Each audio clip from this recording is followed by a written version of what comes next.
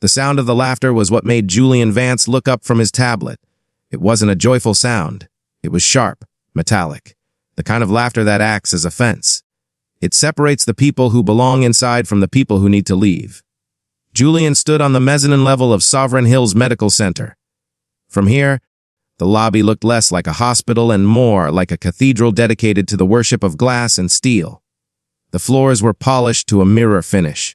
The air smelled of ozone and expensive coffee.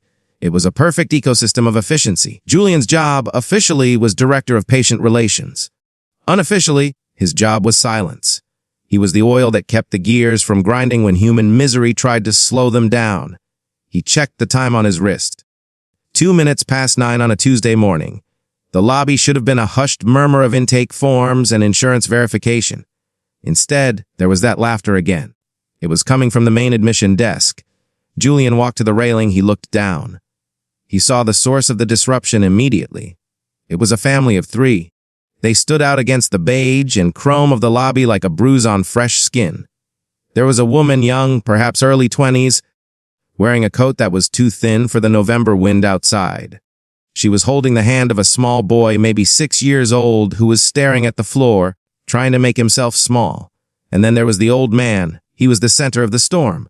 He was tall, but time had bent him like a dried branch. He wore a suit that might have been charcoal gray once, decades ago, but now it was a dusty, faded slate. The cuffs were frayed. His shoes were heavy work boots, scuffed and caked with dried red clay. He was gripping the edge of the pristine white admission counter with hands that looked like gnarled roots. Julian watched the dynamic shift. The woman behind the counter was Brenda. Brenda was efficient. Brenda followed protocols. She was currently covering her mouth with one hand, her shoulders shaking. Standing next to the family was Officer Davis, the morning security guard.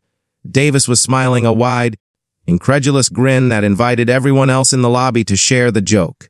Julian felt a familiar tightness in his chest. It was the instinct to smooth things over, to restore the hum of the machine. He adjusted his tie and began to walk toward the stairs. He didn't run. Running implied emergency. Julian Vance moved with the fluid, calm authority of a man who solved problems before they became headlines. As he descended, the acoustics of the atrium carried the voices up to him. "Sir, I understand," Brenda was saying, her voice trembling with suppressed amusement. "But we can't just take a napkin." "It is not a napkin," the old man said. His voice was deep, graveled, and surprisingly steady. It didn't sound like the voice of a confused geriatric. It sounded like a judge. "It is a document," the old man continued. "And I am telling you, I do not need insurance. I do not need a copay. Everyone needs a copay, Pop," Officer Davis said, hitching his belt. "That's how the lights stay on. Look around." Davis gestured to the soaring atrium. "You think this is free?" The old man didn't look at the guard. He kept his eyes locked on Brenda. "I am telling you," he said, sliding a crumpled, yellowed piece of paper across the counter. "I own this." That was when the laughter happened again. It rippled through the line of people waiting behind the family. A businessman in a camel coat chuckled and checked his watch. A mother with a coughing teenager shook her head, pitying the delusion. Brenda picked up the piece of paper gingerly, using just 2 fingers, as if it were contaminated. "Sir," she said, it looks like a handwritten receipt from a hardware store, from 1960-something. 62, the old man corrected. "Right," Brenda said, dropping the paper back onto the counter. "Well, Mr.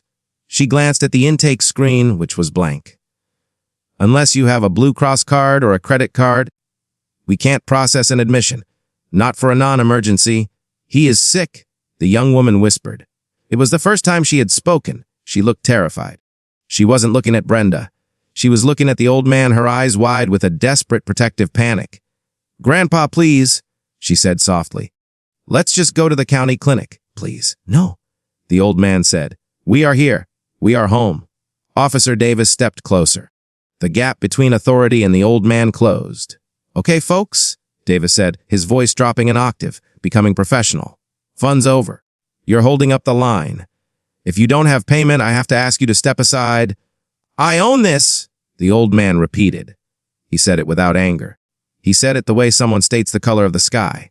"Sure you do," Davis said. "And I'm the King of England. Now, come on." Davis reached out. He placed a hand on the old man's shoulder. It was a routine gesture, light physical contact to guide a non-compliant subject toward the exit. The old man didn't flinch. He simply turned his head and looked at the hand on his shoulder. Then he looked at Davis. The silence that followed was heavy. It was the split second before a wire snaps. This was the moment Julian arrived. "Officer," Julian said. His voice was soft, but it carried perfectly. He stepped between the guard and the old man, creating a new boundary. He didn't look at the family yet. He looked at his staff. He gave Brenda a quick, sharp look, a look that said stop smiling. He gave Davis a nod that meant back down. The machinery of the hospital paused. Julian turned to the old man. Up close, the poverty was more textured. Julian could smell the scent of old wool, stale tobacco, and rain. He saw the way the old man's collar was frayed, the way the skin on his neck was loose and papery. But he also saw the eyes. They were clouded with cataracts, milk white at the edges, but the pupils were sharp, intelligent, and burning with a cold fire. "Good morning," Julian said. He used his best calming voice, the voice that made lawsuits disappear. "My name is Julian Vance. I'm the director here. There seems to be some confusion." The old man looked at Julian. He assessed the suit, the haircut, the polished shoes. "No confusion?" the old man said. "They are laughing. I am telling them the truth. I apologize if you felt disrespected," Julian said. He carefully avoided validating the man's claim. He just validated the feeling. Standard protocol. "We are very busy this morning, sir, and the admission process is strict. It's a computer system. It doesn't leave us much choice." "Computers," the old man spat the word. "I built the foundation with these." He held up his hands. They were scarred, thick, and trembling slightly. "I poured the concrete," he said. "I framed the walls. I bought the land when it was mud and trash. I own this hospital." Behind Julian, Brenda let out a small, involuntary snort of disbelief. Julian didn't turn around, but he stiffened. He saw the humiliation wash over the young woman's face. She grabbed the old man's arm. "Grandpa, stop," she hissed. "They're laughing at you." "Please, let's go." The boy buried his face in her coat. Julian had a choice. He could ask to see the paper. He could look at the crumpled, yellow document the man was guarding with his life. He could take 5 minutes to treat this man with dignity, to investigate the impossible claim, or at least to listen to the story behind the delusion. But the lobby was full. The line was growing. The wealthy donors were arriving for the 10 o'clock board meeting. Disruption was the enemy. Order was the currency. Julian made his decision. He smiled, a sad, sympathetic smile that didn't reach his eyes. Julian said, "I can see you're upset, and I want to help you." He gestured toward a side door. It was the door to the family consultation rooms. Soundproof, windowless. "Out of sight. Why don't we step in here?" Julian suggested. "Where we can sit down. I can get you some water. We can sort this out away from the noise." It was a kindness on the surface. But the intention wasn't to hear the man. The intention was to remove the visual blight from the atrium, to hide the poverty. To stop the laughter, yes, but only because the laughter was unprofessional, not because it was cruel. The old man hesitated. He looked at the main elevators, the ones that led up to the executive suites and the luxury wards. Then he looked at the side door. "I am not a guest," the old man said quietly. "I know," Julian said, lying smoothly. "But let's just talk, please." The young woman looked at Julian with gratitude. She thought he was saving them. She didn't realize he was burying them. "Come on, Grandpa," she urged. "The man wants to help." Slowly, the old man nodded. He took his hand off the counter. He picked up the yellowed paper and tucked it into his breast pocket, close to his heart. Julian held the door open. He signaled to Officer Davis to stay back. He ushered the family, the old man, the young woman, the frightened boy, into the small beige room. The air inside was stale. Julian followed them in. He closed the door. The click of the latch was absolute. Outside, in the lobby, the machine restarted. The phones began to ring. Brenda went back to typing. The laughter faded, replaced by the efficient hum of business as usual. Julian had restored order. He had successfully contained the incident. He turned to the old man, who was now sitting on the edge of a plastic chair, looking small and defeated in the fluorescent light. "Now," Julian said, checking his watch again. "Let's make this quick."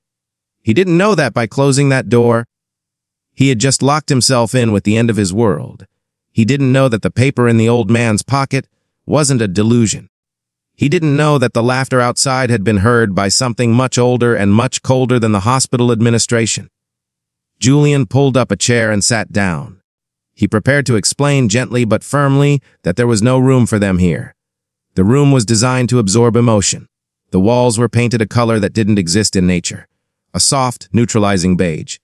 The carpet was industrial weave patterned to hide stains. There were no windows. The only light came from a recessed fluorescent strip that buzzed with a sound on the edge of hearing. It was a frequency that made silence feel pressurized. Julian sat across from the family. He placed his hands on the table. He folded them. He created a steeple with his fingers. It was a pose he had learned in a seminar on de-escalation. It signaled listening without promising action. So, Julian said. He kept his voice low. He kept his pitch even. Let's start over. My name is Julian. I help manage the facility. The old man who had introduced himself as Elias did not look at Julian's hands. He looked at the vent in the ceiling. He seemed to be listening to the air conditioning. The air is too dry, Elias said. It is a hospital? Julian replied. We filter the air for pathogens. It's standard. It dries the lungs, Elias murmured. Bad for the healing. Julian smiled that thin, practiced smile again. Thorn, Julian said. We aren't here to discuss the HVAC system. We are here to discuss how we can get you where you need to be. I am where I need to be, Elias said. Grandpa, the young woman whispered. Her name was Maya. She sat with her coat pulled tight around her, as if the room were freezing. She looked at Julian with eyes that begged for pardon. She was terrified of the authority Julian represented. She saw the suit, the badge, the expensive watch, and she saw a threat. He gets confused, Maya said quickly to Julian. He has good days and bad days. Today it's a difficult day. Julian nodded sympathetically. He reached into his pocket and pulled out a small notepad. He clicked a silver pen. I understand, Julian said. Dementia is a heavy burden for a family. He does not have dementia, the little boy said. The boy spoke from the corner. He was sitting on the floor, playing with the zipper of his jacket up, down. Up, down. The sound was rhythmic. Zat, zast, zatsweet. Quay and Maya hushed him. Julian made a note on his pap. Adult male geriatric, possible cognitive decline, family support stressed. He didn't write down owner. He didn't write down builder. He wrote down the codes that would allow him to process this event and archive it. He was converting a human being into a liability metric. Mr. Thorne, Julian said, turning back to the old man. You mentioned a document earlier. A receipt. Elias reached into his pocket. His movements were slow, deliberate. He pulled out the yellowed paper. He smoothed it out on the formica table. He handled it with the reverence of a priest handling a sacrament. Here, Elias said. Julian looked down. He didn't lean in. He didn't pick it up. He maintained the distance of a professional observer. From where he sat, he saw fading ink. He saw handwriting that slanted aggressively to the right. He saw a date, October 14th, and he saw a sum, $400. This, Julian said gently, appears to be a bill of sale. For land! For the swamp! Elias said, before the drainage. Before the fill, I bought the mud, Sir, Julian sighed. This is a receipt for $400. This facility, this campus, is valued at over $800 million. He let the number hang in the air. He wanted the weight of it to crush the delusion. It is owned by Sovereign Health International, Julian continued. A publicly traded corporation. We have shareholders. We have a board of directors. Names on paper, Elias said. Legal reality. Julian corrected. I poured the foundation, Elias said again. My brothers and I, we dug the trenches. We laid the rebar. We blood into the wet concrete. Julian checked his watch. 9:14. The board meeting started in 16 minutes. He needed this room empty. He needed the visual blemish removed from the property. He decided to pivot. He stopped arguing facts. He switched to solutions. This was the core of his job. Not solving the problem, but solving the friction the problem caused. Okay, Julian said. I believe that you believe that, Elias. It was a patronizing sentence designed to sound like validation. But here is the reality we have to work with today. You need medical attention. I have a cough, Elias said, a deep one. It rattles, and you don't have insurance, Julian said. I have the deed. Elias tapped the yellow paper. Julian ignored the paper. Without insurance and without a credit card, I cannot admit you here. Not for a cough. The system won't allow it. The computer locks us out. He blamed the computer. It was the ultimate shield. A faceless, blameless God that decided who received care and who received silence. However, Julian said, his voice brightening artificially. I can help. He reached into his jacket pocket again. He pulled out a booklet of vouchers. They were taxi vouchers. Sovereign Health had a contract with a local cab company. They used them to ship indigent patients away from the lobby, usually to the county hospital across town. The county hospital was underfunded, overcrowded, and smelled of bleach and despair. But it wasn't here. I am going to authorize a free transport, Julian said, for you and your family, to County General. They have a sliding scale clinic. They can see you today. He tore the voucher out. The sound of the tearing paper was loud in the small room. He slid it across the table toward Maya. Take this, Julian said to her. The cab is already waiting out back, by the loading dock. It's private. You won't have to go back through the lobby. He framed the back exit as a privilege. He framed the expulsion as a VP service. Maya looked at the voucher. She looked at her grandfather. She looked at the door. She was tired. She just wanted the friction to stop. Grandpa, she said softly, let's take it, please. Let's just go. Elias looked at the voucher. Then he looked at Julian. For a second, the fog in his eyes seemed to clear completely. He looked at Julian with a terrifying clarity. It wasn't anger, it was recognition. You are a good servant, Elias said. Julian blinked. Excuse me? You keep the floors clean, Elias said. You keep the noise down. You hide the things that are broken. I am the director of patient relations, Julian said, his spine stiffening. You are a janitor, Elias said. Off people, the insult landed softly. It didn't bruise Julian's ego because he considered the source. A confused old man in a dirty suit. What did he know of complexity? What did he know of risk management? We all have our roles, Julian said coldly. He stood up. The meeting was over. He had controlled the variable. The guard will escort you to the loading dock, Julian said. The cab is prepaid. Do not come back to the main entrance. You will be trespassing. He used the legal word, trespassing. He drew a line in the sand. Maya grabbed the voucher. Thank you, she whispered. Thank you, sir. She stood up, pulling the boy with her. She touched Elias's arm. Come on, Papa. Please. Elias didn't move for a long moment. He stared at the yellow paper on the table. Then, slowly, he folded it. He put it back in his pocket. He stood up. He was taller than Julian realized. When he stood, the lights in the room seemed to dim for a fraction of a second. A brownout. Just a flicker. Julian glanced at the fixture, annoyed. Maintenance request, he thought. We will go, Elias said. Good, Julian replied. But we do not leave, Elias added. I don't know what that means, Julian said, opening the door. But you have to clear the room. Officer Davis was waiting in the hallway. He looked bored. He was chewing gum. All good. Boss, Davis asked. Good, Julian said. Escort them to the back. Put them in the metro cab. Make sure they leave the property. You got it. Julian watched them walk away. The old man walked with a heavy, rhythmic gait. Thrag. Thud. Drag. The sound echoed down the service corridor. It sounded like a heartbeat slowing down. Julian adjusted his cuffs. He took a deep breath of the filtered, conditioned air. He felt a sense of satisfaction. He had protected the morning. He had protected the donors. He had solved the problem. He walked toward the elevators to go to the boardroom. He checked his reflection in the polished steel doors. He looked professional. He looked capable. He didn't notice that his reflection was slightly distorted. He didn't notice that in the reflection, he looked like he was standing in a cage. He got into the elevator and pressed the button for the top floor. As the doors closed, he thought he heard the laughter again. Faint, coming from the walls. But he shook his head. It was just the hydraulics. It was just the building settling. Buildings make noises. It doesn't mean they are speaking. Does it? The elevator doors slid open on the 12th floor. The air up here was different. It didn't smell of antiseptic or anxiety. It smelled of mahogany polish and money. Julian stepped out onto the plush carpet. It was silent. The kind of silence that costs $1,000 a square foot. He checked his reflection in the glass wall of the conference room before entering. His tie was straight. His face was composed. He looked like a man who had never touched a taxi voucher in his life. He pushed the heavy oak doors open. The boardroom was an island of glass floating above the city. 12 men and women sat around a table that was long enough to land a plane on. At the head of the table sat Chairman Sterling. Sterling was a man who had been 60 years old for 30 years. His skin was tanned to the color of expensive luggage.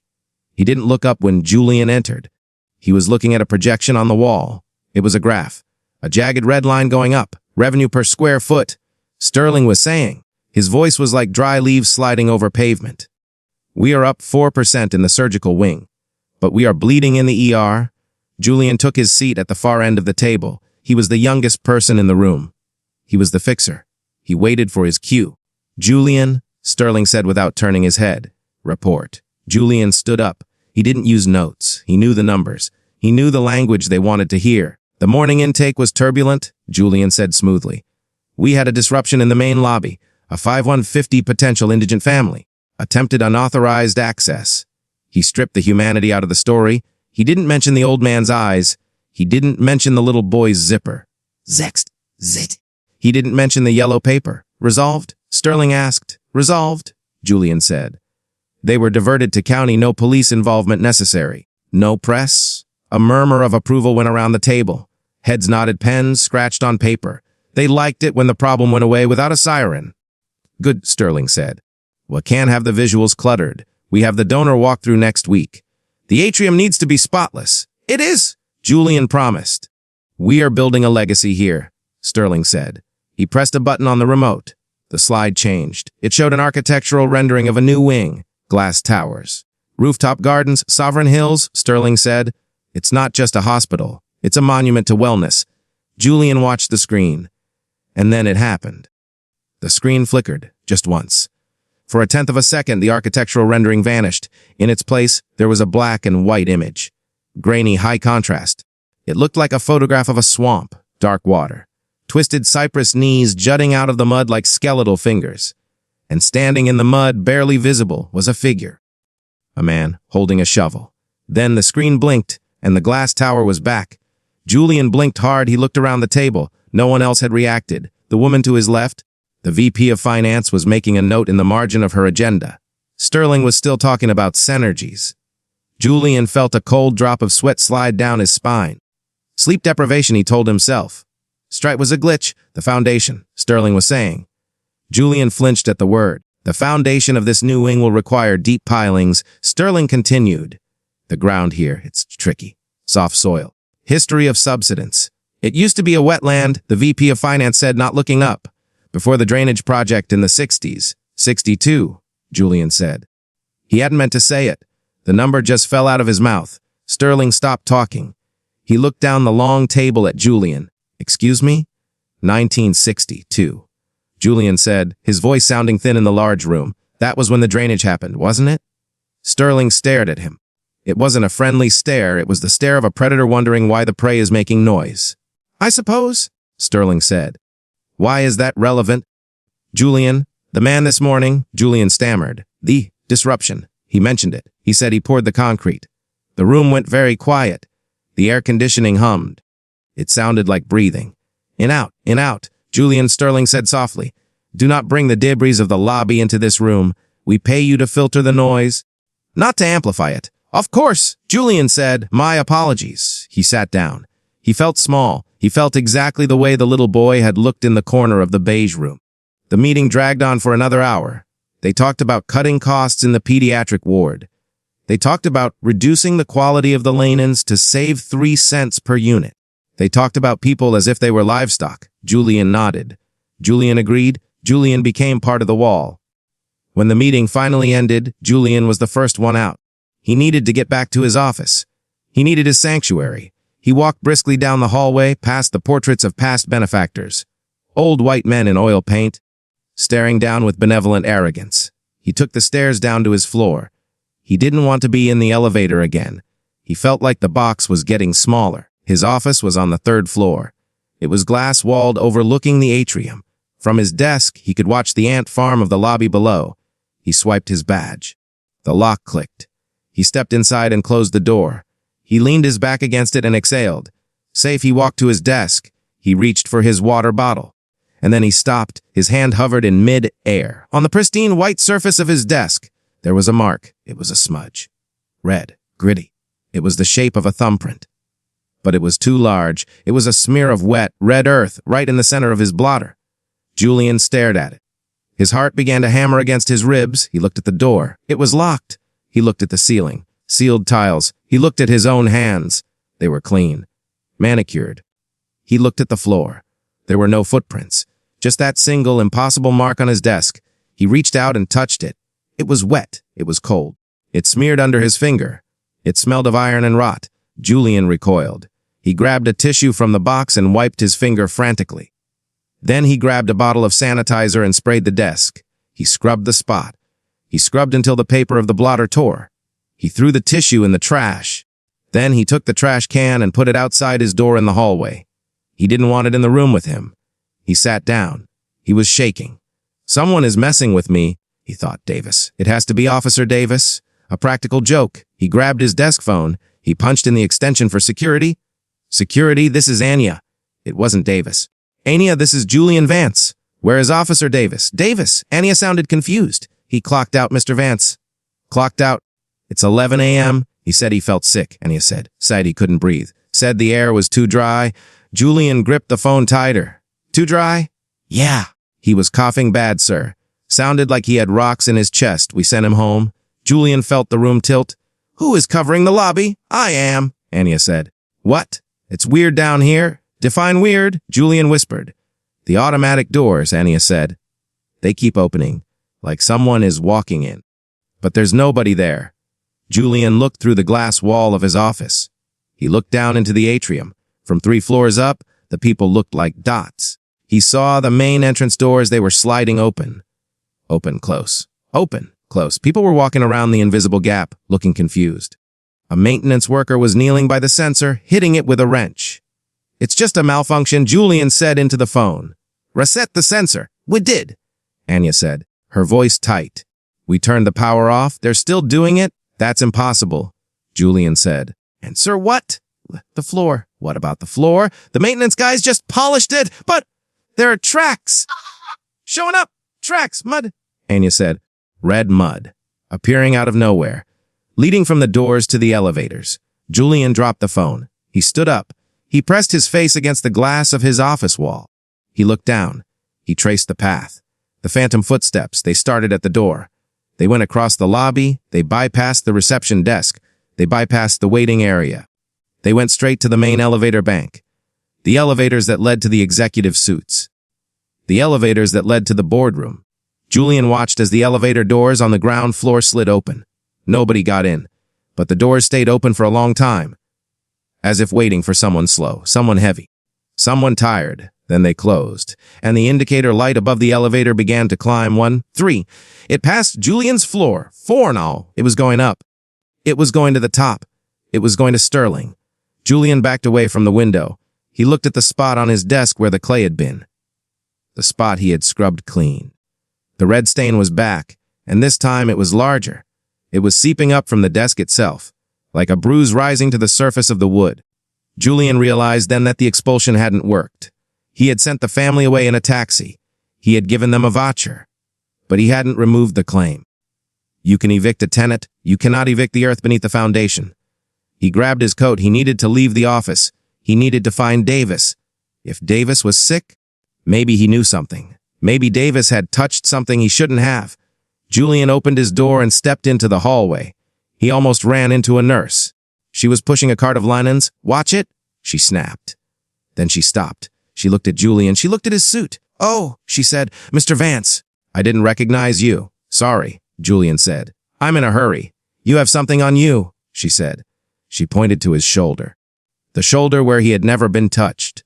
The shoulder where Officer Davis had touched the old man. Julian looked down at his expensive Italian wool jacket. There, on the dark fabric was a handprint, a perfect, dusty, gray handprint. It wasn't red clay. It was dust, concrete dust, the kind that comes from grinding old stones. Julian brushed at it frantically. It didn't come off. It just went deeper into the threads. It's nothing, Julian said, his voice cracking. Just construction dust. He turned and walked away. He walked fast. He could hear the nurse pushing the cart behind him. The wheels squeaked. Squeak, drag, squeak, drag. It sounded exactly like a limp. Julian reached the stairwell. He opened the door. He started to descend. He was going to find the truth, not because he cared, but because he was terrified that the truth was coming to find him. The stairs ended in the sub-basement, level B3. This was the part of the hospital the donors never saw. It was a maze of exposed pipes, dripping condensation, and the deafening roar of the boilers. The air here was hot and thick. It tasted of rust. Julian loosened his tie. He felt the concrete dust on his shoulder burning like a chemical irritant. He wasn't looking for Davis anymore.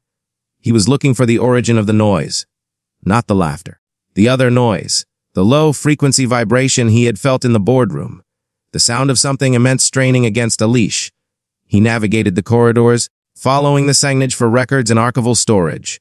Most patient records were digital now, stored in the cloud. But land records, original charters, and construction blueprints, those were paper. Paper doesn't glitch. Paper waits. He reached a heavy steel door marked authorized personnel only. He swiped his badge. The light turned red. Access denied. Julian frowned. He was the director. He swiped again. Access denied. He kicked the door. It didn't budge. But the impact sent a jolt of pain up his leg that felt disproportionate. It felt like he had kicked a stone wall, not a hollow steel door. He took a step back and looked at the keypad. It was dead, no lights. He gripped the handle and pulled. To his surprise, the heavy door swung open effortlessly. It wasn't locked. It was just heavy. The room inside was vast. Rows of metal shelving stretched back into the darkness, filled with bankers' boxes. The only light came from a single bulb swinging on a wire in the center of the aisle. Sitting under the light, at a small metal desk, was a man. He was young, wearing a hoodie and headphones. He was reading a comic book. "You're not supposed to be down here," the man said, not looking up. "I'm Julian Vance, Director of Relations. I need a file." The man turned a page. "Nobody comes down here, Mr. Vance. This is the graveyard of paperwork. What is your name?" Julian asked, trying to assert authority. "Marcus," the clerk said. "I handle the shredding schedule. I need the original acquisition files," Julian said. "For the land, 1960 to 1965, Marcus finally looked up. He had dark circles under his eyes. "Why?" "Because there is a discrepancy," Julian said. "A legal discrepancy." Marcus stared at him for a beat, then shrugged. "ISIL 4. Bottom shelf, box 1 and 2. If the rats haven't eaten it." Julian walked down aisle 4. The air grew colder the deeper he went. The hum of the boilers faded, replaced by a wet, dripping sound. Drip, drip, drip. He found box 102. It was damp. The cardboard was swollen and soft. Julian pulled it off the shelf. It was heavy. He carried it back to the desk, under the swinging light. Marcus watched him with detached curiosity. Julian opened the lid. The smell of mildew and old tobacco rose up. He began to sift through the files. Sovereign Land Trust, city permits, drainage assessments. He found a folder labeled Contractor Disputes 1962. His hands trembled as he opened it. Inside, there were letters, threatening letters from a law firm. "Cease and desist. Notice of trespass." And then he found it. The carbon copy of the yellow paper Elias had placed on the counter. It wasn't a receipt from a hardware store. It was a mechanic's lien. Julian read the text. Claimant, Elias Thorne and Sons Construction. Debtor Sovereign Land Development Corp. Services rendered excavation, foundation pouring, structural framing, north sector. Amount due, a 400 ounce outstanding labor. Julian lettered dollars. He whispered, "It's just $400. He felt a wave of relief. It was a clerical error. A petty debt. He could pay this out of his own pocket. He could write a check, find the old man at the county hospital, and end this nightmare. "Keep reading," Marcus said softly. Julian looked at him. "What?" "The writer." Marcus pointed a slender finger at the bottom of the page. "Read the writer." Julian looked back at the document. The text at the bottom was dense legalese. "In the event of non-payment for foundational services, title of ownership for all materials, structures, and improvements erected upon said foundation shall revert to the claimant until such debt is satisfied." Julian blinked. He reread the sentence. "Title of ownership shall revert to the claimant." "It's a standard clause," Julian said, his voice shaking. "But it has a statute of limitations. This was 60 years ago. Mechanics' liens on real property don't expire if they are never adjudicated," Marcus said. He sounded bored, reciting facts he shouldn't know. "If the debt isn't paid, the building belongs to the bricklayer. That's the oldest law there is, older than the city." Julian looked at the date of the claim, October 14, 1962. He flipped to the next page in the file. It was a memo from the hospital's legal team dated October 15, 1962. Subject: Thorne dispute action. Claimant removed from site by police. Dispute sealed. Debt marked as bad faith claim. Do not pay. They had stolen it. They hadn't just stiffed a contractor. They had built an $800 million skyscraper inside a shell that legally belonged to a bricklayer. Every beam, every window, every surgical suite, it all rested on the concrete Elias had poured. And because they hadn't paid him for the concrete, he owned everything sitting on top of it. I wasn't delusional, Julian whispered. No, Marcus said. He's the landlord. Julian slammed the folder shut. I need to fix this. I need to cut a check, Marcus said. What? Compound interest? Marcus said. 60 years of unauthorized use, rent, damages. You think $400 covers it now? We have lawyers, Julian snapped. We have the best lawyers in the state. Lawyers work with paper, Marcus said. This isn't about paper anymore. Look at your hand. Julian looked down. His hand, the one resting on the file, was gray. His skin looked like it was drying out, like wet cement hardening in the sun. He rubbed it frantically against his jacket. It was numb. The taxi, Julian said suddenly. I sent them to county. I can find him. He grabbed his phone. He dialed the dispatch number for Metro Cab. This is Julian Vance, Sovereign Hospital. I need a trace on a voucher. Issued at 9:15 a.m., he waited. Static crackled on the line. Mr. Vance, the dispatcher said. Well, I have no record of a pickup at your location this morning. I gave him the voucher, Julian said. They walked to the loading dock. Driver sat there for 20 minutes, the dispatcher said. Nobody showed. He cleared the job and left. Julian lowered the phone. The silence in the basement was absolute. They didn't leave, Julian said. He remembered Elias's words in the small beige room. We will go, but we do not leave. Marcus, Julian said, turning to the clerk. If they didn't get in the cab, where are they? Marcus picked up his comic book again. He pointed a finger upward, toward the ceiling, toward the miles of pipe and wire. They're in the house, Marcus said. This is a hospital, Julian said. Not a house. It's a house now, Marcus corrected. He moved in. The bulb above them flickered, then it exploded. Glass rained down on the desk. Darkness swallowed the room. But it wasn't total darkness. In the sudden gloom, Julian saw something glowing on the floor. It was the tracks, the footprints. They were faint, luminescent phosphorescence, like decaying wood in a swamp. They led from the door, past the desk, and disappeared into the solid concrete wall at the back of the archive. Julian fumbled for his phone light. He shone it on the wall. The concrete there was wet. It was weeping. And embedded in the wall, half swallowed by the masonry, was a piece of fabric. A small, blue piece of fabric. It looked like the sleeve of a child's jacket. Julian reached out. He touched the fabric. It was warm. He pulled on it. The wall groaned. A deep, structural groan that vibrated through his teeth. He heard a sound coming from inside the concrete. Zest, zest, the sound of a zipper. Up and down. Julian scrambled back. Tripping over the box of files, he fell hard onto the cold floor. Marcus, he screamed. Did you hear that? He swung the light back to the desk. The chair was empty. Marcus was gone. The comic book was gone. There was only a shovel leaning against the desk where the clerk had been sitting. The blade of the shovel was caked with fresh, red mud. Julian scrambled to his feet. He ran. He didn't care about dignity. He didn't care about the noise. He sprinted out of the archive into the boiler corridors, desperately looking for the stairs. He needed to get to the surface. He needed to get to the light. But as he ran, the building began to change around him. The corridors stretched. The angles became wrong. The floor sloped downward, pulling him deeper, no matter which way he turned. The hospital was digesting him. He hit the stairwell door and burst through. He started climbing. 1 flight. 2 flights. He needed to get to the lobby. He needed to find Sterling. He needed to tell them that the eviction was reversed. The tenants weren't the ones leaving. The owners were taking possession. And the rent was due. Julian burst through the stairwell door. He expected the lobby. He expected the safety of the public eye. Instead, he stumbled into the ICU, 4th floor. The lighting here was different. Usually, the intensive care unit was a place of sterile blue twilight and rhythmic beeping. Now, it sounded like a dredging operation. The rhythmic beep, beep, beep of the heart monitors was out of sync. The alarms were blaring, but they sounded muffled, as if coming from underwater. Julian grabbed the nursing station counter to steady himself. His hands left gray, dusty smudges on the white laminate. "Nurse," he croaked. The station was abandoned. A cup of coffee sat on the desk, rippling with concentric circles. Boom, boom. The building was heart-beating. Julian looked down the long corridor of glass-walled rooms. Inside the rooms, the patients were not resting. In room 404, a man connected to a ventilator was thrashing. The tube in his throat wasn't delivering oxygen. It was pulsing with something dark.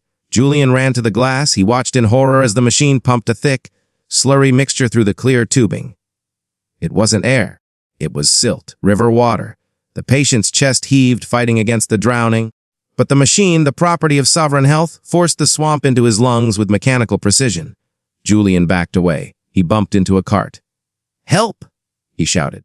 Code blue and quiet. A voice said. Julian spun around. Chairman Sterling was standing at the end of the hall. He didn't look like the man from the boardroom. He had removed his jacket. His sleeves were rolled up. His arms were covered in the same gray concrete dust that coated Julian. Sterling was holding a clipboard. He looked calm. He looked like a foreman inspecting a job site. "The Mr. Sterling!" Julian gasped. "The patients, they're drowning?" "They are acclimating," Sterling said. He walked toward Julian, his shoes crunching on the linoleum. The floor was cracking. Tiny fissures were spreading like spiderwebs, oozing red water. "Acclimating," Julian screamed. "Look at they're dying! It's a structural adjustment," Sterling said, stopping a few feet away. "The foundation is shifting, Julian. When the foundation shifts, the house settles. When the house settles, things get crushed." A Sterling gestured to the thrashing man room 404. "He pays $4,000 a night for that bed," Sterling noted. "He is a premium asset. But right now, his liquidity is compromised." "We need to evacuate," Julian said. "We need to pull the fire alarm, get everyone out." He reached for the red lever on the wall. Sterling's hand shot out. He caught Julian's wrist. The grip was iron hard, cold. "Think, Julian," Sterling whispered. "There are 600 patients in this tower. 200 are critical. If you pull that alarm, if you cut the power, if you disconnect the machines, they die. They're dying anyway." "No," Sterling corrected. "They are suffering. There is a difference. Suffering is billable. Death is a cessation of revenue." He released Julian's wrist and smoothed his own tie. "Besides," Sterling added softly, "you can't evacuate a building that is reclaiming its own geography. The exits are gone, Julian." "What?" "The doors," Sterling said. "I checked the perimeter. The automatic doors didn't just malfunction. They sealed. The glass has fused with the steel. We are a sealed vessel." Julian stared at him. "Why? Because the debt was called in?" Sterling said. "You saw the file." Julian froze. "You knew." "I've been chairman for 30 years, Sterling said. "Every chairman knows. It's part of the orientation. We don't own the land. We lease it from a ghost." "Elias?" Julian whispered. "Elias Thorne?" Sterling nodded. "And his brothers. And the mud they died in?" "He didn't die," Julian said. "He was here this morning. I spoke to him." "Did you?" Sterling raised an eyebrow. "Or did you speak to the manifestation of a lion that has finally matured?" Sterling walked over to the window of room 404. He watched the man drowning in the silt. "Here is the situation, Mr. Vance. You are the director of patient relations. You solve friction." His Sterling turned. His eyes were hard, devoid of panic. "The building demands a payment. It has been 60 years. The interest has compounded." "What payment?" Julian asked, though he felt sick because he already knew. "Recognition," Sterling said. "Or possession." "I don't understand." "The old man wants his house back," Sterling said. "If he takes it, the structure fails. The towers crumble. Everyone inside, the children in pediatrics, the cancer patients, the staff, me, you, we all go into the mud. We become the new foundation." Julian trembled. That's a massacre." "Correct," Sterling said. Unless what?" "Unless we settle the debt," Sterling said. "Not with money. He doesn't want money. He wants to be part of the structure. He wants his labor to be acknowledged." Sterling pointed to the floor. "He brought his family, Julian. He brought his heirs."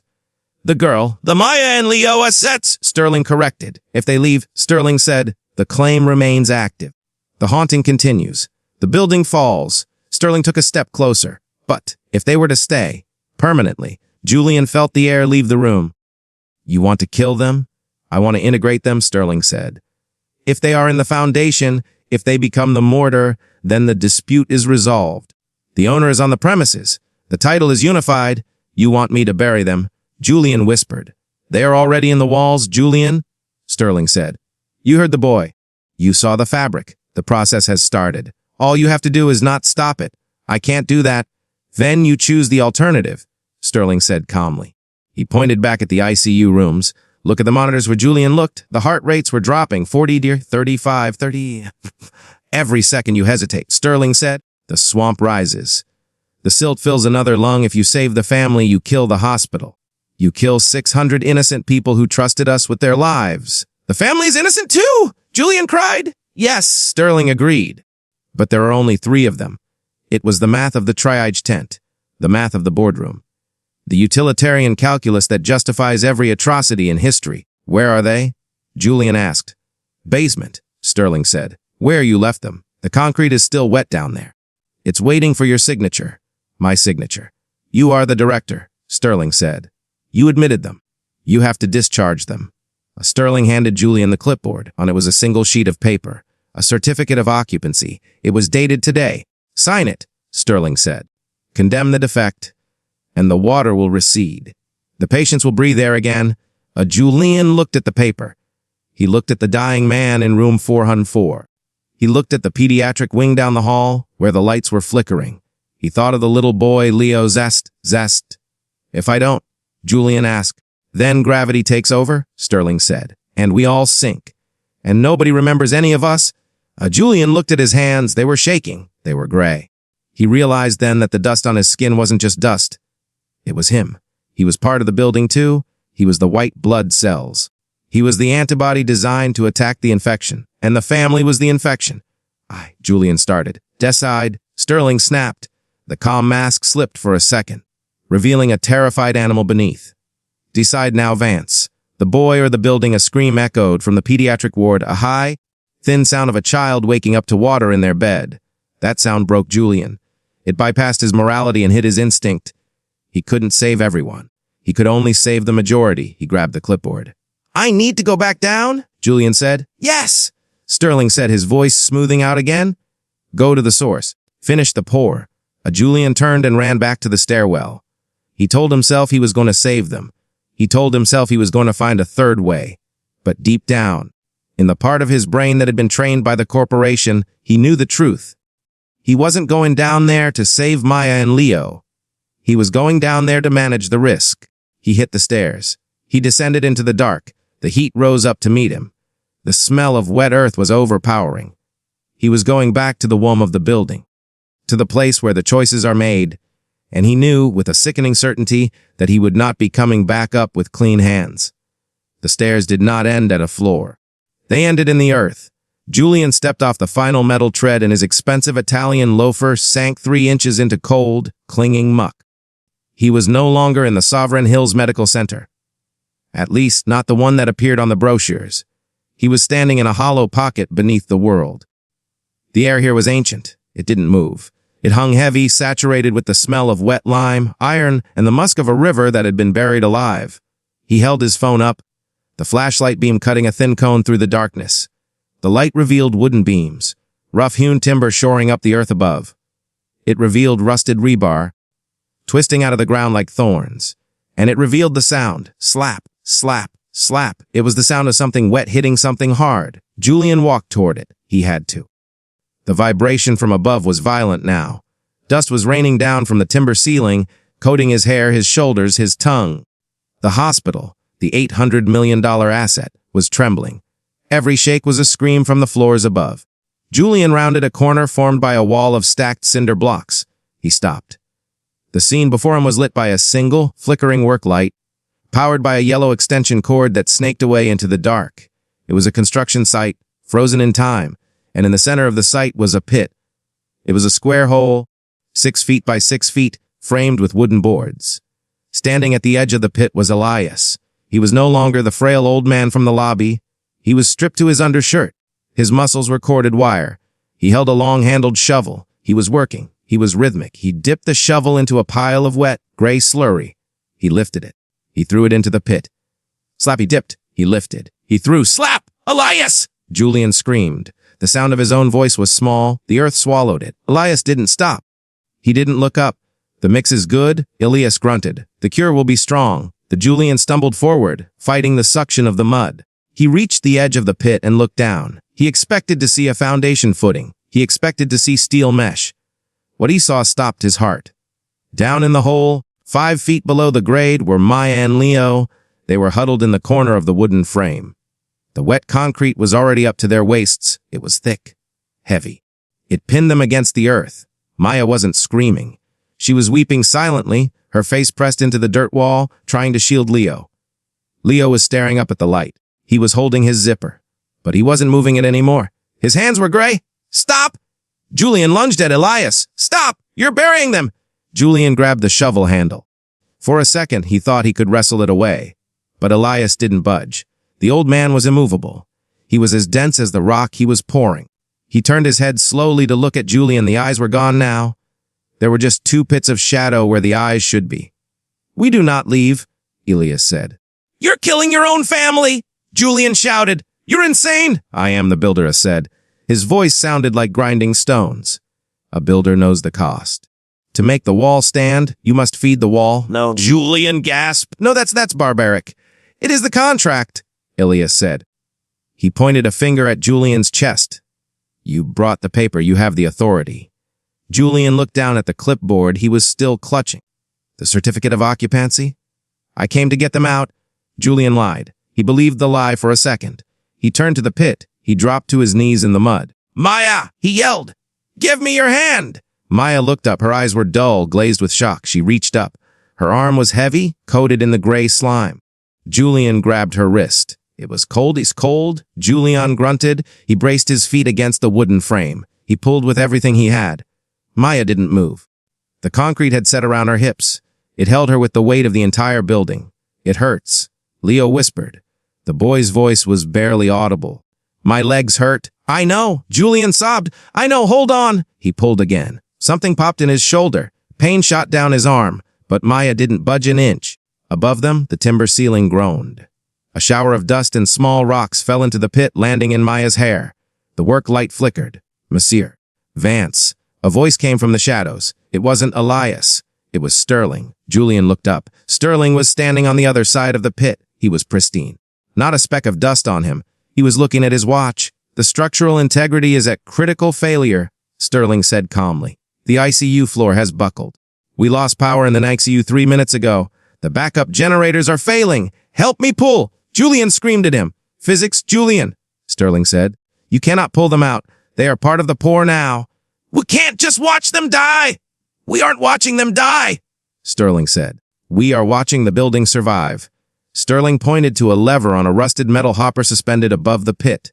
It was a gravity chute, loaded with tons of wet concrete. "If you don't finish the pour," Sterling said, "the void remains. If the void remains, the building collapses. 600 people, Julian." "3," Elias said from the dark. "3." He stepped into the pit. He didn't jump. He simply stepped off the edge. He sank into the wet gray sludge next to his granddaughter. He put his arm around her. He looked up at Julian. "It is a good house," Elias said. "It is warm, Grandpa," Maya whimpered. "She." Elias soothed her. "We own it now. Nobody can move us. Nobody can laugh at us. We are the stone." Julian stared at them. The logic was absolute. Julian, Sterling's voice was sharp. "The lever." "Now?" "No," Julian whispered. "Do it," Sterling commanded. "Or I will tell the board that you caused this, that you provoked the disruption, that you failed to contain the liability." Julian looked at Sterling. He saw the threat. It wasn't just a threat of firing. It was a threat of erasure. If the hospital fell, it would be Julian's fault. He would be the villain of the tragedy, the man who let the structure fail. But if he pulled the lever, it was an accident. It was a tragedy of the past, a construction mishap from 1962, finally buried. Julian looked at the lever. He looked at Leo. The mud was at the boy's chest now. Leo wasn't crying. He was looking at Julian with trust. He thought the man in the suit was there to fix it. Julian felt a tear slide down his cheek. It mixed with the concrete dust. It created a gray streak. He stood up. His legs were shaking so hard he could barely balance. "I'm sorry," he whispered. He wasn't sure who was saying it to. He reached out. His hand closed around the cold iron of the lever. "Don't!" Maya screamed. It was a sudden piercing clarity. Don't you dare! Look at me! Julian closed his eyes. He couldn't look. He was a coward. He had always been a coward. That was why he was good at his job. He knew how to look away. He knew how to close the door. He knew how to prioritize the system over the soul. He pulled the lever.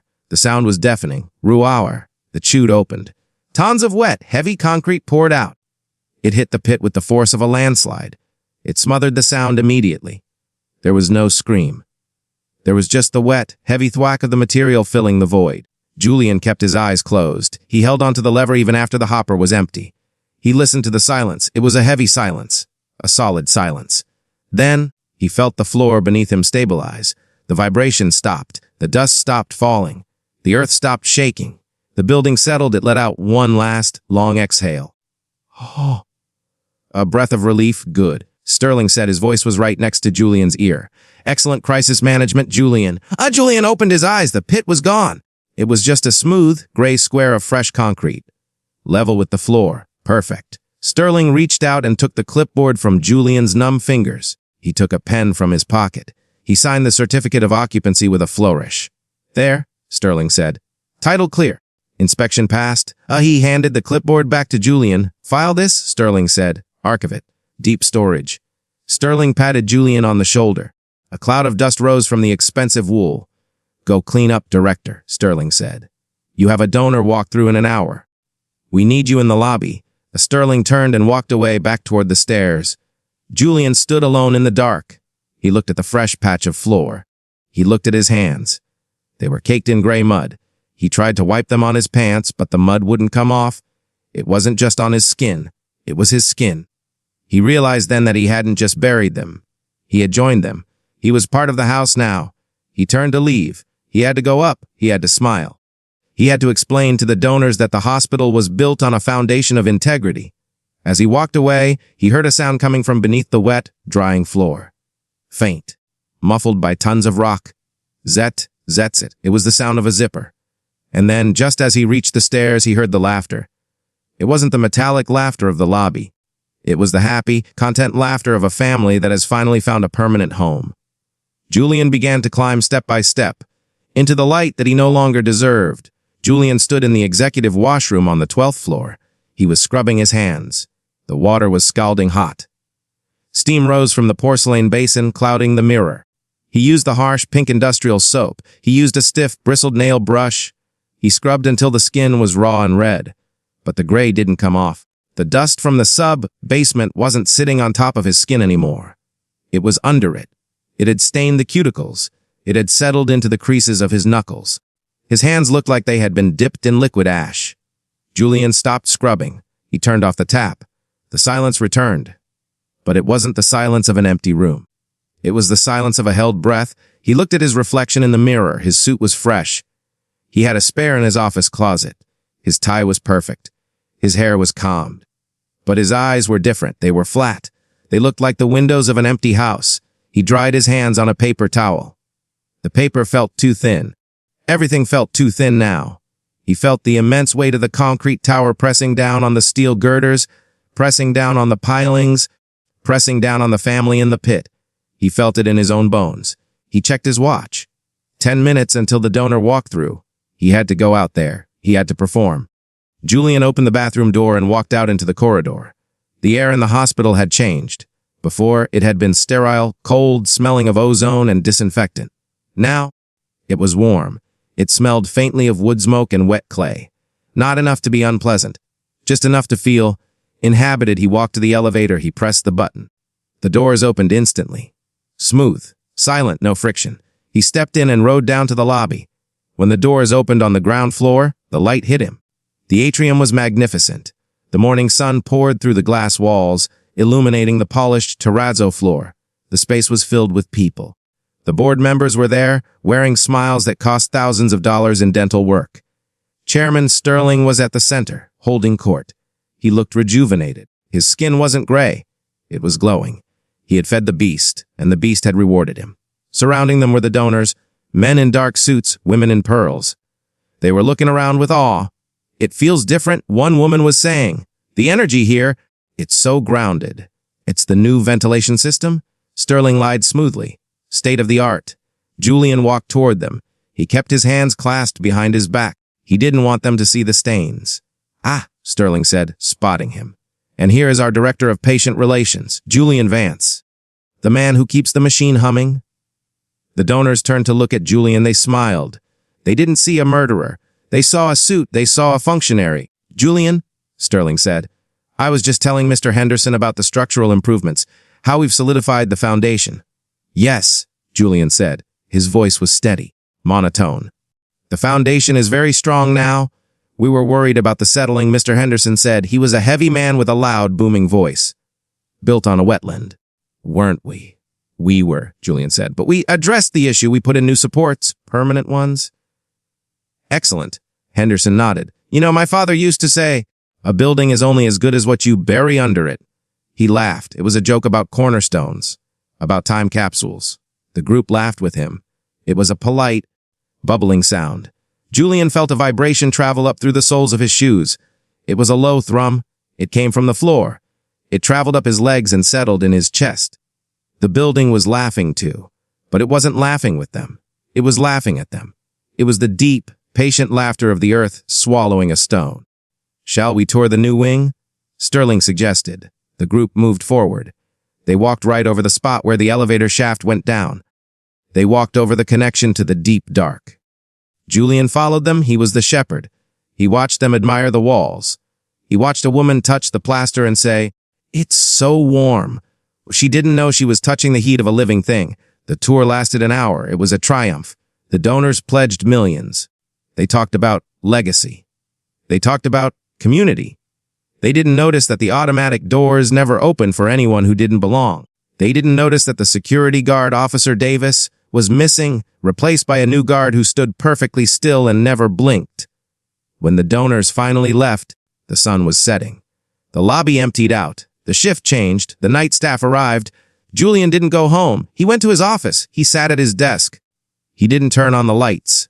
He just sat there watching the atrium below in the gloom. He knew he would never go home again. His apartment across town wasn't his home anymore. This was his home. He was the caretaker. He was the jailer. And he was the prisoner. Sterling stopped by his office door around 8 o'clock. He didn't come in. He leaned against the frame. "Good day, Julian," Sterling said. "Yes," Julian replied. "The numbers are up," Sterling said. "Patient recovery times in the ICU have improved by 40% since this morning. The machines are working perfectly." "That's good. It's a miracle," Sterling corrected. He looked at Julian with cold, dead eyes. "We did the right thing. Never doubt that. The needs of the many," Julian repeated. "Go home, Julian. Get some sleep." "I have some paperwork," Julian said. Sterling nodded. He knew. He turned and walked away. Julian waited until the footsteps faded. Then he stood up. He walked out of his office and went to the elevator. He didn't press a button. The elevator knew where he wanted to go. It took him down, not to the sub-basement. The elevator wouldn't go there anymore. That button was blank. It took him to the 4th floor, the ICU. Julian walked down the quiet corridor. The lights were dimmed. The monitors beeped in a steady, calm rhythm. Beep, beep, beep. All the patients were sleeping peacefully. The man in room 404, the one who had been drowning in silt, was sitting up in bed reading a magazine. He looked healthy. He looked flushed with life. Julian stopped outside the room. He listened. Under the beep of the monitors, he heard it. It was coming from the walls. Zest, zest. The sound of a zipper, playing like a lullaby, and beneath that a low, rhythmic sound. Thug! Drag, drag. The sound of a heavy boot walking the perimeter, patrolling, checking the fence line. Julian walked to the window at the end of the hall. He looked out at the city lights. He realized then what the title meant. The old man Elias. He hadn't been delusional. He hadn't been confused. He had been early. He had come to claim his property, and when they refused to give it to him, he took it the only way he could. He became the property. He wasn't just in the basement. He was in the wiring. He was in the plumbing. He was in the concrete dust that was now part of Julian's DNA. Julian looked at his reflection in the dark window. He saw the gray skin. He saw the emptiness. He realized that Sterling was wrong. They hadn't normalized the system. They had been annexed. Sovereign Hills Medical Center didn't belong to the corporation anymore. It belonged to the Thorne family. They were the immune system now. And Julian wasn't the director. He was just the tenant who paid rent in silence. He pressed his hand against the cold glass. "I'm sorry," he whispered to the building. The building didn't answer. Buildings don't talk. But as Julian turned to walk back down the endless, perfect hallway, he heard a sound from the ventilation duct above his head. It was a cough. A deep, wet, rattling cough. Followed by a voice. Low, gravelly, and infinite. "No, Capet," the voice whispered. Julian stopped. He closed his eyes. He stood perfectly still, letting the hospital breathe around him. He knew he would be here tomorrow, and the day after, and the day after that, serving the owners, until the day he finally fell down, and the floor opened up, and the family welcomed him home for good. Julian opened his eyes. He adjusted his tie. He walked into the dark, and the zipper sound followed him all the way down. Thank you for listening. If this story stayed with you, please like the video, subscribe to the channel, and share it with someone who might need to hear it.